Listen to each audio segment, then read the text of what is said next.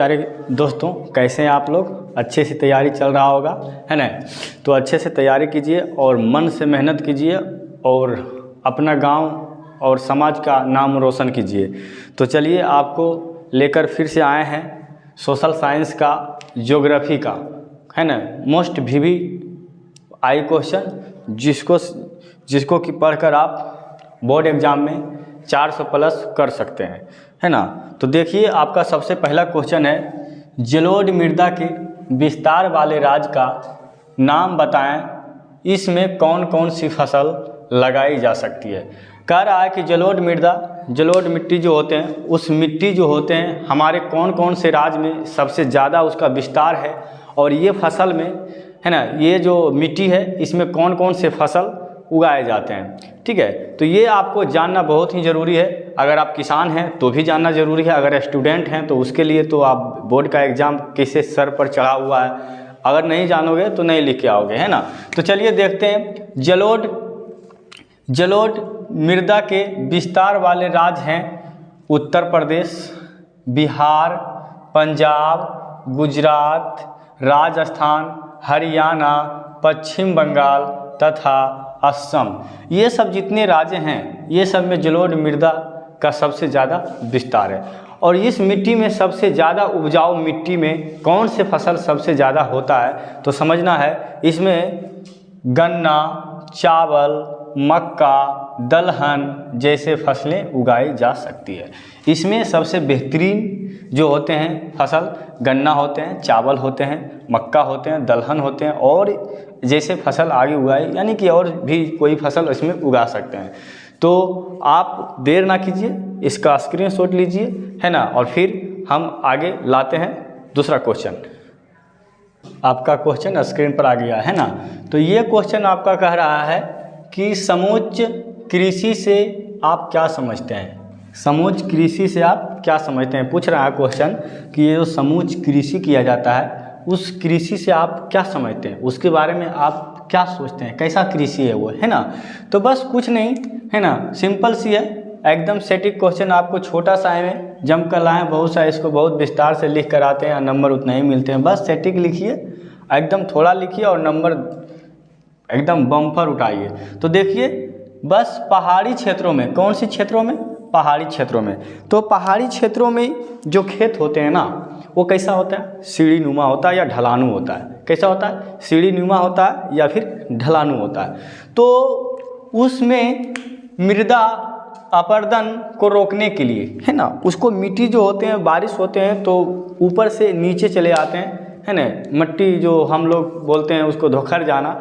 ठीक है, तो उस तरह के रोकने के लिए हम वृत्ताकार का रूप में, वृत्ताकार आप लोग जानते होंगे, वृत्ताकार किसको बोलते हैं, है ना, इस तरह से गोल होते हैं, वृत्त जिसको बोलते हैं, और इस तरह से खेत को जोत दिया जाता है, जुताई कर दिया जाता है, इस तरह से, है ना। तो वृत्ताकार रूप में खेत की जुताई की जाती है, इसे ही समोच्च कृषि के नाम से जाना जाता है। और इस तरह से जुताई कर लेते हैं, और इसी तरह से जुताई करके जो ये कृषि करते हैं, जो खेती करते हैं, तो इसी खेती को हम लोग समोच्च कृषि के नाम से जानते हैं। तो अच्छा है ना। तो चलिए, आपको वादे के मुताबिक हर एक क्वेश्चन बहुत ही बेहतरीन ढंग से ला चुके हैं, और इसको सेटिंग लाए हैं। तो दोस्तों को बीच शेयर कीजिए और कमेंट जरूर कीजिए ये कैसा लग रहा है। तो समोच्च कृषि जो है आपको कैसा लगा, एक कमेंट जरूर कीजिएगा, है ना। तो चलिए, आपका स्क्रीन पर अगला क्वेश्चन आ रहे हैं। ये आपका ये क्वेश्चन जो स्क्रीन पर है, इसमें कह रहा है कि पवन अपरदन वाले क्षेत्रों में, पवन का मतलब तुम लोग समझ रहे हो ना, वायु मतलब हवा वाले अपरदन, यानी कि हवा के द्वारा जो मिट्टी का अपरदन होता है, यानी कि एक जगह से दूसरी जगह जाते हैं, तो क्षेत्र में कृषि की कौन सी पद्धति उपयोग मानी जाती है, यानी कि कौन सा ऐसा पवन अपरदन को रोकने के लिए उपयोग में लाते हैं ताकि वो रुक सके। तो बस इसमें सिंपल सी बात है, पवन अपरदन को वाले क्षेत्रों में पट्टिका पद्धति उपयोगी मानी जाती है। पट्टिका पद्धति उपयोगी मानी जाती है। तो ये पट्टिका जो बता रहे हैं ना बार बार पट्टिका, तो ये पट्टिका होता क्या है ना। तुम लोग को बहुत सा अचंभा जैसा लगेगा पट्टिका क्या है, ये हम कभी सुने नहीं हैं। तो चलिए पट्टिका क्या है। इस कृषि में फसलों के बीच है ना, फसलों के बीच घास की पट्टियाँ लगाई जाती है। क्या लगाए जाते हैं? फसलों के बीच घाट की पट्टी लगाई जाती है। घास जो होते हैं ना, कवाड़ क्या बोलते हैं उसको, जो खेलती देखा है ना, फील्ड क्रिकेट जो होता है उस जगह पे देखोगे बहुत सारा घास रहते हैं। बहुत सा घास को लाकर उस पट्टिया को लगा दिया जाता है ताकि खेत वाला जो मिट्टी है ना, जो धुकड़ कर या पवन जो हवा चले तो उसको घुमाकर उठाकर नहीं फेंक सके दूसरे जगह, है ना। तो उसको लिए बचा कर रखा जाता है और यही विधि से पवन अपरदन को रोका जा सकता है। तो ये क्वेश्चन भी बहुत VVI है, पूछा जाएगा, तो ध्यान में रखते हैं। तो चलते हैं नेक्स्ट क्वेश्चन की ओर। तो चलिए आपका क्वेश्चन स्क्रीन पर आ गए हैं।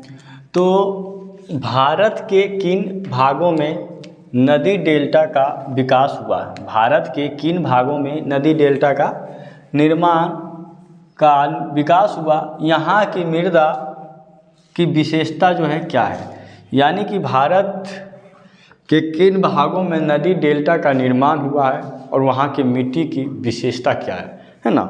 यही समझना है और यही हमको भी समझाना है और यही आपको एग्जाम में लिख के भी आना है, ठीक है। तो देखना है भारत की पूर्वी तटीय मैदान में, भारत का जो पूर्वी हिस्सा होता है, पूर्वीय तटीय जो हिस्सा होते हैं, उस मैदान में महानदी गोदावरी, कृष्णा और कावेरी नदी द्वारा डेल्टा का निर्माण होता है, ठीक है। भारत की पूर्वी तटीय मैदान में महानदी गोदावरी, कृष्णा और कावेरी, ये सब नदियां जो है ना पूर्वी है ना, पूरब की तरफ हैं। तो नदी, आप जो पूरब की तरफ नदी रहेंगे वही डेल्टा का निर्माण उधर कर सकते हैं। आप तो ये ना उत्तराखंड से जो क्या निकले हैं, भागीरथी निकली है, वो तो कर सकते नहीं है ना। तो महानदी गोदावरी, कृष्णा और कावेरी ये सब जो डेल्टा का निर्माण करते हैं, है ना, नदी द्वारा डेल्टा का निर्माण होती है और यहाँ जलोढ़ मिट्टी पाई जाती है। और ये जो डेल्टा का निर्माण करती है वो डेल्टा में कौन सी मिट्टी होती है? जलोढ़ मिट्टी। और जलोढ़ मिट्टी के बारे में अभी तुमको जो है ना एक पिछले ही क्वेश्चन में बता दिए हैं कि जलोढ़ मिट्टी कहाँ कहाँ पाया जाता है, जिसमें कि हरियाणा, पंजाब, उत्तर प्रदेश और बिहार, पंजाब दिखाया गया था, है ना। तो यहाँ जलोढ़ मिट्टी पाई जाती है और यह काफ़ी उपजाऊ होता, और उपजाऊ में यहाँ इसमें जो है फसल जो उपजते हैं ये बेहतरीन होते हैं, अच्छे क्वालिटी के होते हैं और ज़्यादातर होते हैं, ठीक है। तो कैसा लगा ये क्वेश्चन आप कमेंट करें, है ना, और कमेंट करें, दोस्तों को बीच बीच शेयर करते रहें ताकि मेरा भी मनोबल बढ़ता रहे, है ना।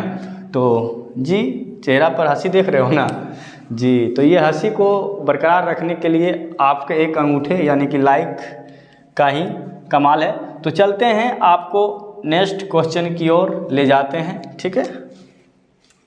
मेरे प्यारे साथियों, आपको ये जो क्वेश्चन दिख रहा है ये भी बहुत मोस्ट VVI है। तो चलिए इसको जानते हैं। फसल चक्रण मृदा संरक्षण में किस प्रकार सहायक है? फसल चक्रण यानी कि फसल को एक फसल, दो फसल, तीन फसल, चार फसल, क्या मिट्टी में एक खेत में एक ही फसल बोना चाहिए? नहीं, फसल चक्रण करना चाहिए। कभी ये फसल, कभी वो फसल, कभी ये तो कभी वो, इस तरह से बदलाव करने की वजह से ही मृदा को संरक्षण में का प्रकार सहायक हो सकता है। अब इसको समझते हैं। फसल चक्रण के द्वारा मृदा के पोषण स्तर को बरकरार रखा जा सकता है, यानी कि मृदा में जो शक्ति है, उस शक्ति को बरकरार रखने के लिए फसल चक्रण जरूरी है ना। समझ रहे हैं ना, फसल चक्रण जरूरी है। चक्रण भी बताए ना कि एक फसल बार बार नहीं, है ना, कभी आलू लगाएं, कभी प्याज लगाएं, कभी गेहूं लगाएं, कभी धान लगाएं, तो कभी बूट, है ना, बूट हम लोग की तरफ बोलते हैं जिसको चना बोलते हैं, है ना, तो चना लगाएं। तो ये सब करना जरूरी है। जैसे गेहूं, चावल, मक्का, आलू के लगातार उगने से मृदा के पोषक तत्व में कमी हो जाती है। अब जिस खेत में तुम बार बार गेहूं लगा रहे हो, चावल लगा रहे हो, मक्का लगा रहे हो, आलू लगा रहे हो, ठीक है, गेहूं, चावल, मक्का, आलू लगातार उगाने से मृदा पोषक जो होता, मिट्टी का जो शक्ति होता वो हरासमेंट हो जाता है, यानी कि खो देती है अपनी शक्ति, तत्व में कमी हो जाती है, जिसे तिलहन एवं दलहन की खेती से पुनः प्राप्त किया जा सकता है ना। ये सब आपको लगा रहे हैं। और अगर आप तेलहन चीज़ जैसे तीसी है ना, तेलहन तीसी होता है ना, तीसी नहीं समझ रहे हो, अरे तेलहन तीसी, तीसी जैसे तीसी का तेल होता है, सरसों जिसको बोलते हैं अलग होता है, तीसी अलग होता है, दोनों का ही तेल होता है, ठीक है। तो तेलहन में वही सब आ जाएंगे। तो तिलहन एवं दलहन की खेती पुनः प्राप्त किया जा सकता है, इसे नाइट्रोजन का स्थिरीकरण होता है। अब देखो इनके जड़ों में नाइट्रोजन का स्थिरीकरण होता है। अगर आप ये सब लगाएंगे तो हमारे मृदा में नाइट्रोजन जो है स्थिर रहेंगे। अगर नाइट्रोजन स्थिर रहेंगे तो फसल चक्र से मृदा संरक्षण में मदद मिलती है। अब तीसी नहीं समझता है ना, अरे भाई हम लोग ठेठ देहाती बा है ना, ओ माई गोड वाला नहीं खे, ठीक है, ओ माई गोड जानते हो ना इंग्लिश वाले, हाँ। तो माई गोड, गोड या गोड, ओ गोड है ना, गोड, ओ माई गोड, गोट नहीं समझना भाई है ना, गोट। तो कैसा लगा क्वेश्चन आपको? बहुत ही दमदार मोस्ट VVI है, बताया जाएगा आपको, बेहतरीन ढंग से बताया जाएगा ताकि आप लोग जुड़े रहें और सब्सक्राइब करना ना भूलें। तो चलते हैं अब अगले क्वेश्चन की ओर। तो चलिए नेक्स्ट क्वेश्चन आपको दिख रहा है जो, वो मृदा निर्माण के कारकों का उल्लेख करें, है ना। आपको इसमें बता रहा है कि मृदा निर्माण के कारकों का उल्लेख करें, यानी कि कौन कौन जो उसमें कारक है जो इम्पोर्टेंट होता है। तो मृदा निर्माण के कारक निम्नलिखित है। निर्माण यानी कि मृदा का बनना, किसके किसके चलती वो निर्माण होता है ना। अगर आप समझ रहे हैं तो कमेंट जरूर करें ताकि हमको पता चले कि आप समझ रहे हैं, है ना। और कमेंट नहीं कर सकते तो कम से कम लाइक करके ये तो बताओ कि हाँ समझ रहे हैं, है ना। तो सबसे पहले देखना है मृदा निर्माण के कारक निम्नलिखित में जो आपको लिखा गया है, ऊंचा वचन या धाराकृति, दूसरा है मूल, शैल या फिर चट्टान, फिर है जलवायु, उसके बाद तुमको लिखा गया है वनस्पति, उसके बाद फिर लिखा गया है जैव पदार्थ, उसके बाद फिर लिखा गया है खनिज। बस अगर मृदा निर्माण के कारकों का उल्लेख करने के लिए बोले तो बल आप आँख मूंद कर, मैं आँख मूंद कर नहीं लिखना, जहाँ तहाँ लिखा जाएगा, यानी कि डायरेक्ट इसको उतार देना है ना। तो आपको कन्फर्म है कि जितने भी नंबर के पूछेंगे, ऐसे तो पूछेंगे तो 2 नंबर का, तो उसमें आराम से आप आसानी से लिख लोगे। हमको पूर्ण विश्वास है आप लोग लिख लोगे। और मेहनती हो, बहुत मेहनती हो, है ना, मेहनती बहुत ज़्यादा हो तुम लोग, है ना, जो कि हमारे साथ जुड़कर आप, हम जितना मेहनत करते हैं उससे आप कई गुना मेहनत करते हैं, है ना।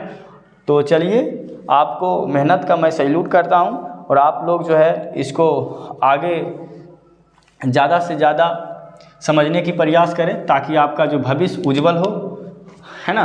तो आप नेक्स्ट क्वेश्चन लाएं जी। ओके, चलिए आपका नेक्स्ट क्वेश्चन आपके सामने है। तो आपका सामने क्वेश्चन जो है, शायद आप पीछे इस क्वेश्चन को हल्का फुल्का पढ़ लिए होंगे, है ना। कुछ दूसरा क्वेश्चन था लेकिन थोड़ा मिलता जुलता है, तो आपको आसान होगा इसको याद करने में। देखिए है, जलोढ़ मृदा से आप क्या समझते हैं।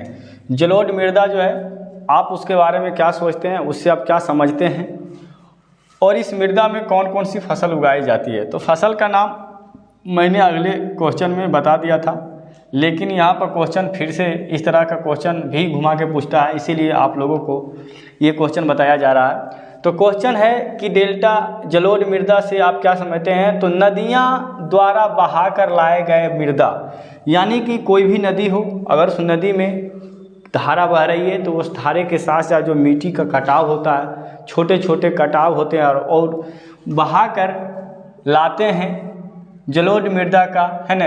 मृदा को जलोढ़ मृदा कहते हैं। तो लाए गए मृदा जो होते हैं नदियों के द्वारा जो लाकर जमा कर दिया जाता है, उसी मृदा को जलोढ़ मृदा कहा जाता है। और इस जलोढ़ मृदा में बहुत ही बेहतरीन फसल होते हैं, और बेहतरीन फसल के साथ साथ इसमें फसल कौन कौन सा होता है थोड़ा देख लेना। गन्ना, चावल, गेहूँ, मक्का, दलहन। दलहन का मतलब जिस समय बता रहे थे, एक समय बताए तेलहन, जिसमें तीसी बोले थे, तो है ना, आप लोग गड़बड़ा गए थे, है ना। तो दलहन यहाँ का मतलब दाल, जिससे दाल होता, मूंग हो खेसारी हो, है ना, मसूर हो, तो ये सब जो होते हैं दलहन होते हैं, जैसे फसलों के लिए उपयुक्त मानी जाती है। और ये सब फसलों के लिए मिट्टी जो है ना बहुत बेहतरीन है। क्या है? बहुत बेहतरीन है। कैसा है? बहुत बेहतरीन है। अब बेहतरीन के साथ साथ याद आया कि आप लोग भी बहुत बेहतरीन हैं, जो कि अभी इतने बेहतरीन से आप लोग तैयारी कर रहे हैं और मेहनत आपका एक दिन रंग लाएगा, है ना। अरे क्या लाएगा? रंग लाएगा जी। फागुन, अरे फागुन की बात मत करना, अभी रंग लाने की बात दिमाग में तुरंत फागुन दौड़ जाता है तो हाँ, अरे बकलोल बन सब, है ना। चलो तो बात आगे चलते हैं। जितना जल्दी हो सके इसको याद कर लें, ताकि आप एग्ज़ाम का डेट नज़दीक आ गए हैं, है ना, तो आप लोग तैयारी मन से लगल, है ना, करते रहिए और हम करवाते रहेंगे। और आप लोग से यही रिक्वेस्ट है कि थोड़ा, है ना, दोस्तों के बीच शेयर जो है आप थोड़ा कम करते हैं, और लाइक और सब्सक्राइब भी दोस्तों को करवा दीजिए, ताकि आपका दोस्त भी आगे बढ़ सके और हम भी आपके लिए मेहनत और ज़्यादा और लगन से कर सकें। तो अगले वीडियो के लिए मिलते हैं अगले दिन, तब तक के लिए बाय।